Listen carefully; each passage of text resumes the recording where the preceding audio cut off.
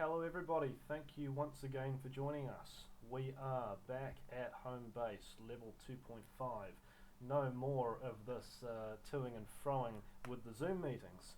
My word, they reckon that is now one of the most popularly used apps because of the worldwide lockdowns, forcing business meetings to take place over the internet. Now they may be good for business meetings, but not so good for podcasts. We much prefer being here with the more professional surroundings of dark green curtains. This is the world where we live. We're talking about the last week's events. I'm Jared Freeland and this is John Alcock. Now, in terms of the last week, as I just said, we came back to level 2.5. Hopefully we see a bit of progress. But tonight, what's come to my attention is a boycott by a Facebook group called Responsible Media New Zealand. This is their mission statement.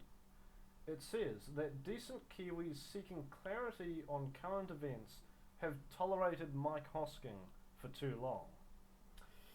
They believe that Mike is a bully, proudly ignorant, a wannabe shock jock, but he is not a journalist. I don't believe he's ever claimed to be a journalist. I believe he's a commentator. But anyway, they, like the petitions that we saw in the leaders' debates in 2013 and 2017, these are people who believe that because they disagree politically with somebody, they want him off the air. They believe he should not have the right to freedom of speech, and how they're going about this, they want the loyal people of Aotearoa New Zealand to boycott businesses that advertise during Mike Hosking's segment. These businesses they've got here are Land Rover is the main sponsor. What would you buy if not a Land Rover? Oh, somebody's got to drive around something in their Riviera tractors, right? A Hyundai Tucson or something like that? I don't know. Well, it's rather presumptuous to assume that the people running the show could afford to buy a new Land Rover, but I digress. Bailey's Real Estate, ditto. What if it's a really nice house that you really like? And Ryman Healthcare. So how would one go about that? You've got one of your loved ones on their deathbed. You know, I'm so sorry, Mum, I'm so sorry, Dad. We would love nothing more than to give you the best treatment and the best surroundings to live out your last days. But unfortunately, we're sticking it at Mike Hosking, so that's not going to happen. Fortunately, the end of life choice bill might pass, so it may be a non-issue after all. But just had to stick one there, didn't you? Yeah. At the end of the day, these are people who disagree with Mike Hosking politically, so they think he should be forced to shut up. What do we have to say about that? It literally comes back down to freedom of speech, as it pretty much always does. These things are exactly the same. Like, if you don't want to listen to Mike Hosking on his news broadcasts, whether it's on radio or by the internet or via his Facebook post, don't. That's entirely up to you. You don't have to if you don't want to. But to turn around and try and close him down entirely, and to take away any of the ability to fund himself, and for him to be able to have his freedom of speech and actually say what a lot of people consider to be actually the truth of the matter, is patently ridiculous and also abhorrent to the values that you claim to hold. You want to have your freedom of speech as well. You want to listen to people that support your side of the fence. Okay, so do that. You don't have to take away other people's right to freedom of speech to be able to do that at all. And freedom of speech is exactly that. I am a freedom of speech absolutist. Everyone gets to have their freedom of speech. They don't have to agree with me. You don't have to agree with me. Jared doesn't have to agree with me. That's not the point.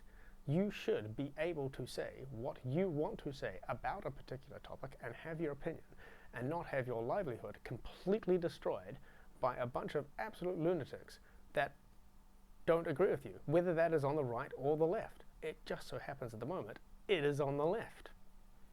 And a lot of these things, now I'm not saying there aren't merits to the criticisms. Yes, he can come across as ignorant and a bully.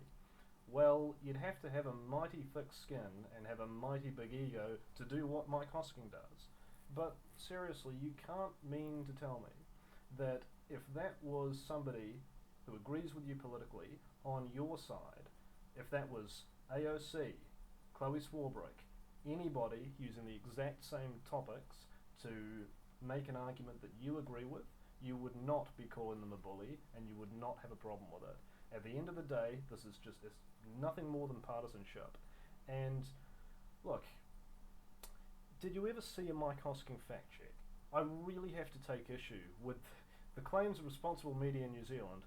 I don't even know if it's a legitimate company. It's a Facebook group of 177 people as of tonight. But I'm saying this, I'm making a big deal of it because the petitions to remove Mike Hosking from those leaders' debates, they got something like 30,000 signatures, of which Mike Hoskins was one of them, by the way. The man does have a sense of humour, and he is self-deprecating. Well done, Mike. Very well played. So I think what the real point about this actually is, as I think as Jared alluded to in the opening, is the advertisers in this case, Land Rover, Bailey's, what was the other one? Ryman Healthcare. Ryman Healthcare. A few other ones. Right. You guys, listen up right now. None of these people that are signing this petition buy any of your products. None of them. None of them can afford Land Rovers. None of them have any friends or family that are purchasing Ryman Healthcare. None of them are purchasing any houses from Bailey's. They can't afford this. You must not bend the knee and bow and kowtow to these people who do not use your products or your services. They mean nothing to you because their boycott is invalid because they're already boycotting you because they can't do it. Do not bend the knee. Mike Hosking is a lot of things. I fail to see where they get the idea that he is dishonest. Like I said, did you ever see a Mike Hosking fact check? I haven't either. You may disagree with him politically, fair enough. However, I don't believe, and feel free to correct me, I always get one wrong, to correct me if I'm wrong on this one, but he's very well read, he does do his research. When he's attacking Jacinda Ardern, who's saying we're closing the borders and things like that, and if he says, yeah, well you said that yesterday, but there are still ships in the harbour, it's because there are ships in the harbour. He's not blatantly making things up. You can literally see them out the window. And I really feel for the guy sometimes because he has the information, he has the facts on his desk in front of him, and he's talking to all these politicians, and they're, as politicians do, they're blatantly lying. And they're trying to spin, and they're trying to get things past him, and he's got the facts right in front of him. So I'm sure it gets very wearing at times when you're constantly having to cut through this barrage of spin, of which, you know, come on, it's the saying, as reliable as a politician's promise. And the ones in power now are no different. I'm quite happy to say that about all politicians. They're all lying to get in power. They're all after power. This is exactly the problem that I have with political systems in general, is that it concentrates power in the hands of the few instead of decentralizing it out to more people in general so that power doesn't concentrate. And the more power you have concentrated, the more psychopaths you get trying to achieve that power. And sociopaths. And let's be fair, everybody knows politicians lie about pretty much everything all the time, whether on the left, the right, the neutral, or any other place. That's what they do. That's basically their job description. But what are you talking about? You're trying to ban somebody from getting up on the radio on a massive platform with millions of people who listen to him every day, millions of people in this country that listen to him every day, and agree with what he is saying. Because as far as they're concerned, he is presenting the absolute truth as he sees it. And that is the point. It is from the information that he's gathered. He is in the know. He has a team of people that gathers information for him about the topics that he is speaking about. And as far as he's concerned, this is what is his truth or his opinion in this case. And just as you are able to go and watch a media source that agrees with you, and they are able to present the truth in their way, he is able to do the same thing.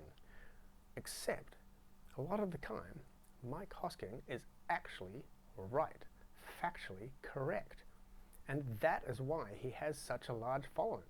And if you, for some reason, watch this, Mike, don't you stop what you are doing just because a little bunch of lefty loonies are romping around making things up. Hosking runs it's important to remember here, Hosking runs the most popular radio show in the country. So if trying to deprive him of a platform, what do you think it will achieve? You have an enormous number of people who don't see the world the way responsible media of New Zealand, Aotearoa New Zealand, or whatever the hell they're calling themselves, see the world. If you ban Mike Hosking, they don't go away. It is always an open question whether the media shapes the consumers or the consumers shape the media. You have an enormous number of people, probably I would say, they call him the voice of middle New Zealand for a reason. The vast majority of the middle class of New Zealand agrees, in general, with Mike Hosking. So you take that away. They don't suddenly see the world the way you do. They don't suddenly change themselves politically. No. They'll go and listen to Kate Hawkesby. They'll listen to Leighton Smith's podcast. Come on, Mike Hosking will start a podcast, and at the end of the day, hell, they might even come and watch John and I. Maybe that's the best thing ever. Maybe it is good if you boycott Mike Hosking and he gets off the radio and has his own podcast. Then we can just give our money directly to him instead of going through bloody Radio New Zealand and having them take a cut. Maybe that'll help us fund these things a little bit better. Maybe you're actually doing us a favour. Responsible Media New Zealand. Really? Okay. Why responsible? You've just selected a name. That makes you sound responsible. Okay? Well, you're lying. We should boycott you. Because you're not responsible. You're making shit up. Maybe we would take some of Mike Hosking's audience and they'll start watching us. Why are we against this, John? I don't know. Maybe we should actually be in favour and sign up the boycott just like Mike Hosking and stop buying our Land Rovers that we obviously keep buying all the time. Because we can totally afford that shit. Well, so that was our white knighting of Mike Hosking. Of course nothing's going to happen. Look, all of those petitions, they were for nothing. He moderated the two leaders' debates in 2013 and 2017. There was nary a complaint. Nobody thought that his obvious support for the National Party changed his debate performance. Don't think so. Of course not. But that's just the way it is. It's partisanship. It's because they disagree with him politically. It's nothing more than that. It is merely a political move.